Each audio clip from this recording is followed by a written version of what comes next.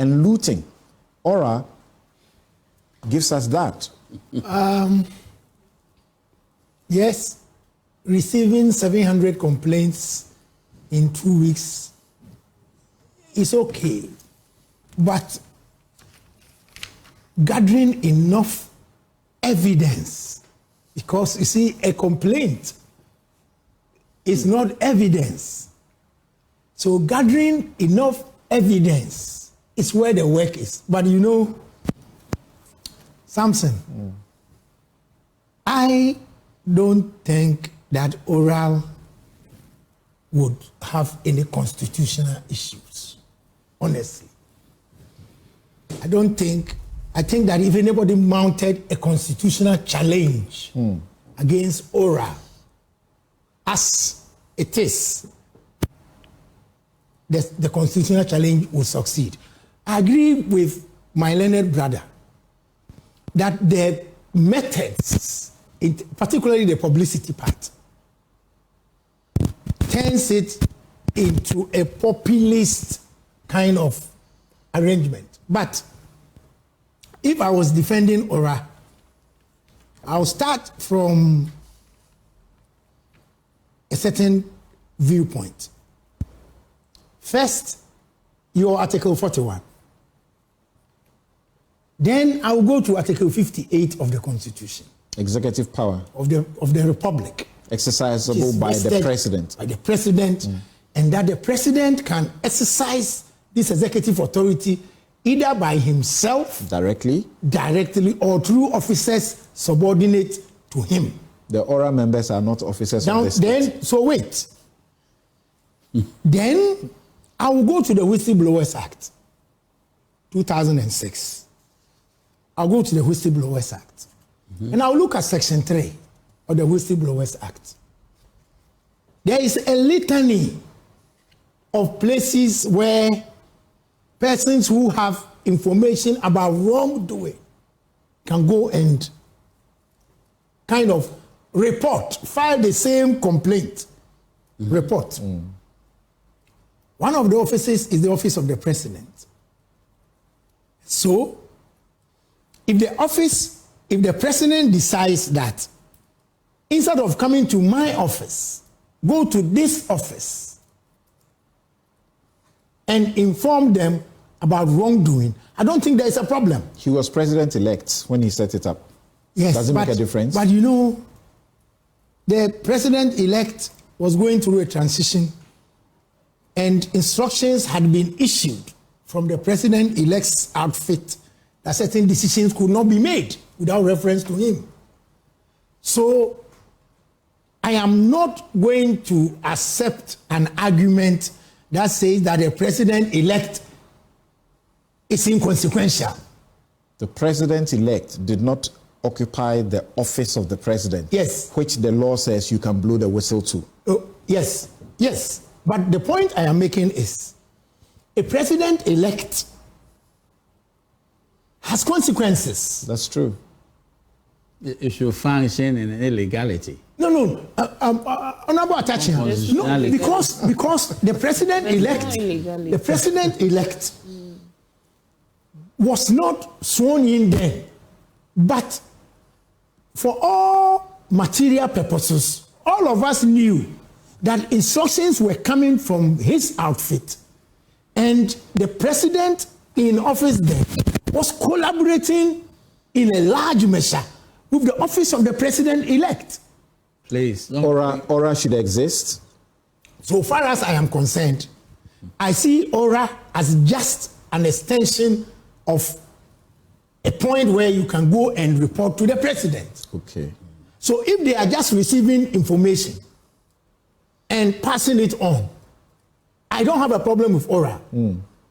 What I would have done is I would have added a facilitator. Instead of saying that it is an office for the recovery of the loot, I would not make it as blunt like that, because they are not going to be recovering the loot. Yes. Right. They would facilitate certain other agencies. But who determines there is a loot? Is it the investigator or the court? ultimately If the it's court. the perception that is a loot, doesn't matter. Exactly. Oh. So ultimately, it is the court. So it is the name. But which in a is creating the small problem. measure, in a limited measure, Yes. it could be determined by the investigator, and the person may submit to the investigator to terminate the matter without it going to court. Yes, but including you see, plea bargain. But you see, ORAL would not have the power to plea bargain. That's right. So, Samson, what I think they should do is, ORAL would not have the power to compel attendance of witnesses. It says it has not done so. And it does not intend to do so. So that is why there is a perception that they will end up inviting people. And I hope they would not invite anybody. Right. And I also don't expect that they should be walking around with the cameras, honestly. I don't think they should be walking around. Tell us, you are in the best place to tell us this. I don't know how briefly you can do that. What is this thing about this rezoning of properties, prime land, and the elites, particularly the politically exposed, benefiting, and the public is aghast at the fact that this NIB boss, as has been revealed, is purchasing this land at 160,000 Ghana cedis when that land could cost, as the group says, in excess of, is it 700,000 US dollars? That's 10 million Ghana cedis. And he's buying it for less than 11,000, dollars. Samson. In this country, Article 257 of the Constitution defines the public lands as those lands which had been taken for the purposes of the state before the coming into force of the Constitution, and those lands that will be subsequently taken for the purposes of the Constitution. Then Article 258 establishes a lands commission which has the mandate primarily to do three things. So, if you look at Article 258(2), it says that there shall be a lands commission which, together or in collaboration with other public agencies, shall manage on behalf of the government of Ghana, and that's the most important part. On behalf of the government of the Republic of Ghana, the lands commission will manage the public lands, and the lands vested in the president, and the lands vested in the commission. Now, Samson, if you look at the State Lands Act of 1962, Act 125, the law under which most of our lands were compulsorily acquired. And I brought you a copy.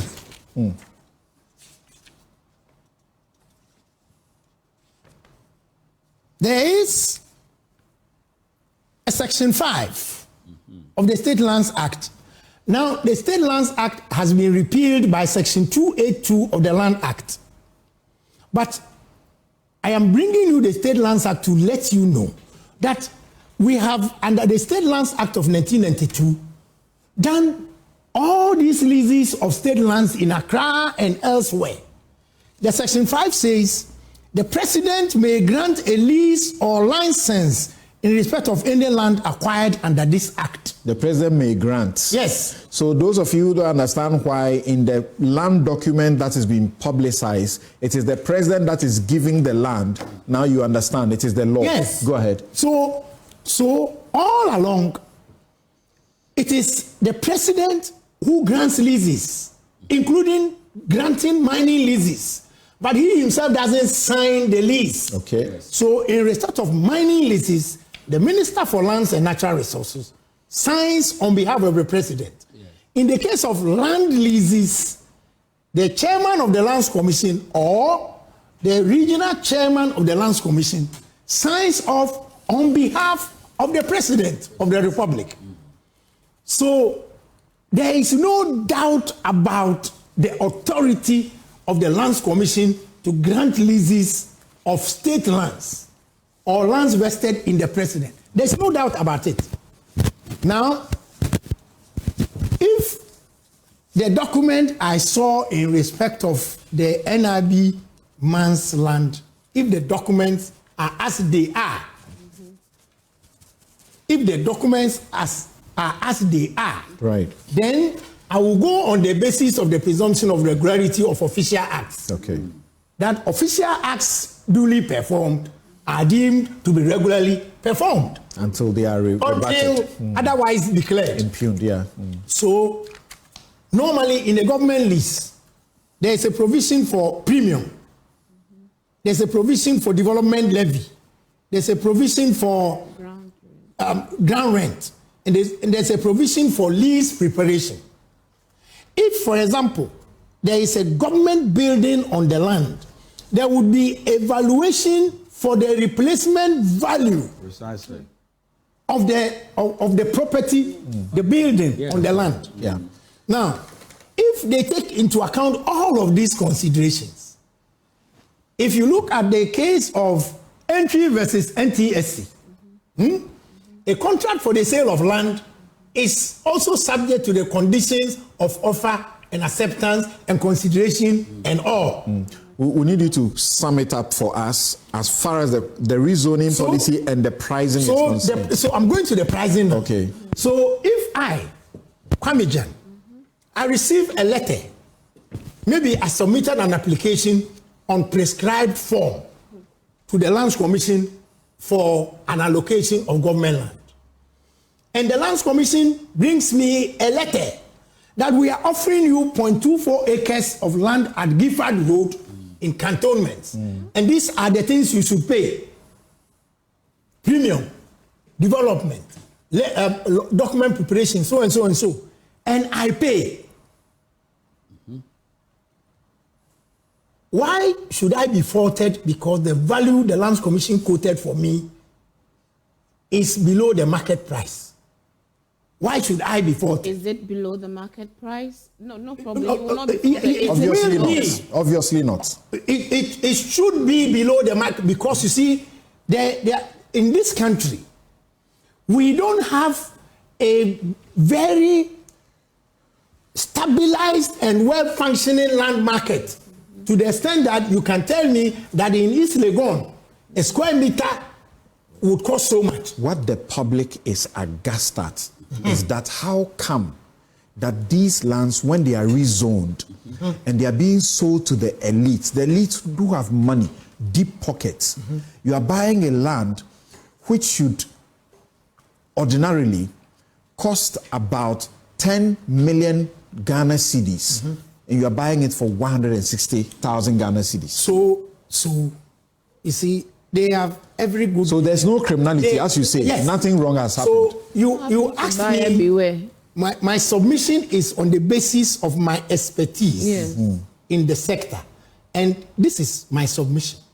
Legally, you wouldn't find anything wrong with the transaction. That's right. He's bought it. Because of the processes. Look, if you look at the state lands regulations, even the format for submitting an application for a government lease is prescribed by law. Okay. All right. So, yes, you may now have to graduate the conversation to a moral level. And the people who are complaining, that's where they are talking from. Yeah. Okay. Thank you. Thank you very much for that education. And thanks for joining us. I hope you have been educated about this, but the public is saying morally this is unacceptable. That lands belonging to the state that are taken from the owners for particular purposes for the benefit of all of us, later the state decides that, oh, we don't really want to use it for that anymore, or what we wanted to use it for is no more, in vogue. So we will rezone the purpose of using it and pay compensation to people and then start selling it. And the state is selling it far, far, far less than what is sold in the market. Let me make one point. Now that I have this platform, I beg you. Look, as a country, where we have reached, we should prepare ourselves to change our ways. What we are complaining about now was the complaint after Nkrumah was removed.